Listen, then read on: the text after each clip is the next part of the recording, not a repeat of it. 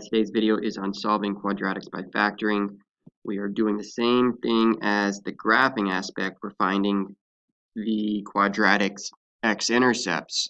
However, we're going to do it by not graphing, but by factoring this video. First step is to move all the terms over to one side, setting it equal to 0.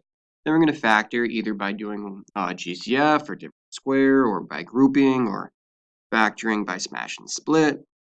Then we're going to take each of the factors that we have and set them equal to 0 and solve for that x value. And you're going to write your answer as a solution set with x equals in front. Number 1 is a factoring problem that is equal to 0 here. But first, we're going to take out a GCF. The GCF here is x. Taking out an x, we're left with x plus 9 equals 0. And because since after we took out the GCF, there is no more quadratic sign, there's no more squared, we're done factoring. So now we can go to step 3, taking each of these factors here. By factors, I mean parts of the quadratic, and setting them equal to 0. So this first part, we just have x, so we're just going to write x equals 0. The second part is x plus 9. I'm going to set that equal to 0. And we're going to solve each of these equations. This first one's already solved for x. The second one, we have to do minus 9 on both sides to get x equals negative 9. Our final answer is going to be x equals 0, comma, negative 9. Well, actually, I like when I put the zeros in least to greatest, so negative 9, comma, 0. If I wanted to check my work, you could take negative 9 and plug it back in. If you take negative 9 and plug it back in for both x's, you'll find out that this equation equals 0. Or if you plug in 0 for both x's, you'll also find out that that will equal 0 as well. So those two both worked out perfectly. Number 3, there is no GCF here. Everything's moved over to one side. So we can think about how to factor this. This is called a difference of square. Since it is a subtraction of two perfect squares, what we can write is the positive and negative version of both of their square roots. The square root of x squared is x, and the square root of 4 is 2. That's how I got those numbers there. Then we take each factor and set them equal to 0. Solving each one-step equation, and we're left with x equals negative 2, comma, 2. Those are the x-intercepts, so those are the solutions to this quadratic. Let's move on and do a trinomial one.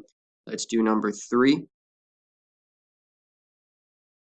There is no GCF to take, or excuse me, number 5, there is no GCF to take out. This is a trinomial, everything's moved over to one side. What we're going to do is find two numbers that add to get negative 10, the middle value, but multiply to get the C value of 21. Those numbers are negative 7 and negative 3. So the way you write your factored form is you write x minus 7 and then x minus 3 in the parentheses as the two factors. Now we take each factor and set it equal to 0. Solving each one-step equation, we get x equal to 7 and x equals 3. So we write our final answer as x equals 3, comma, 7.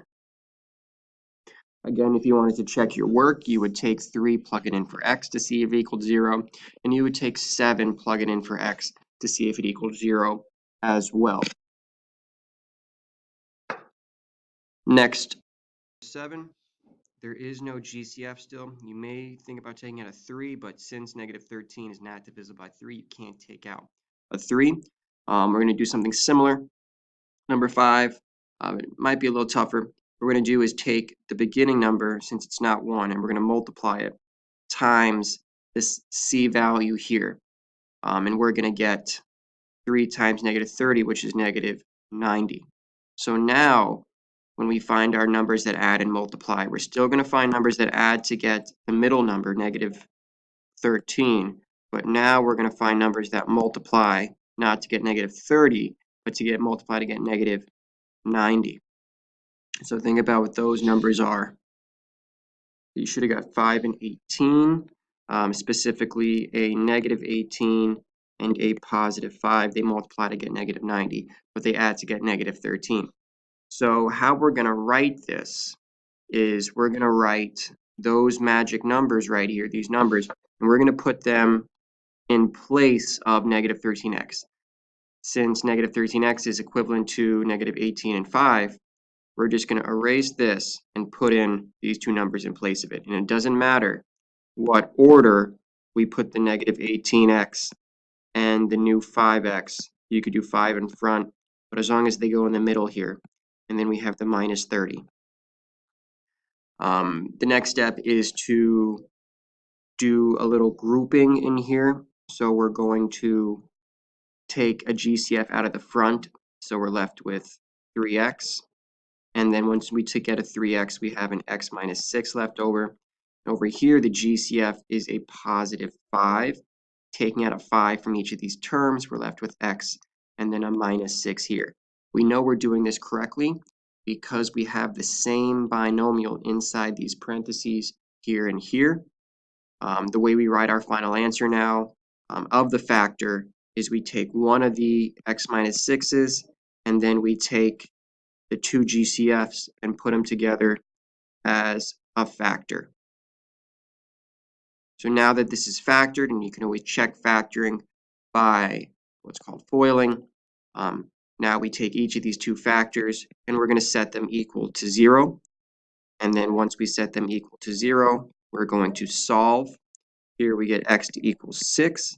Here's a little trickier to solve. It's just a two-step equation though. We get negative 5/3. Leave this as a improper fraction. So we would write our final answer as x equals negative 5/3, comma 6.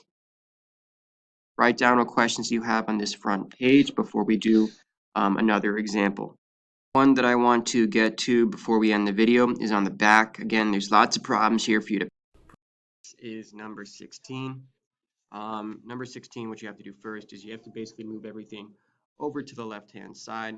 So I'm going to do that first and set it equal to 0 by adding 3x over and then subtracting over that 2. So now I have trinomial on the left side. First, you have to take out a GCF. The GCF here is 4. Taking out a 4 from everything, you have x squared plus 11x. And then taking out a 4, dividing it by 96 is 24. Next, you're left with a trinomial on the inside, which has a leading coefficient of 1, so that's awesome. We can just factor this by finding what two numbers add to get 11, but multiply to get 24. Don't forget the 4 in front. Those two numbers are 8 and 3. Both of them are positive, so x plus 8 and then x plus 3. Now that we've factored our quadratic, we can set each of the factors equal to 0.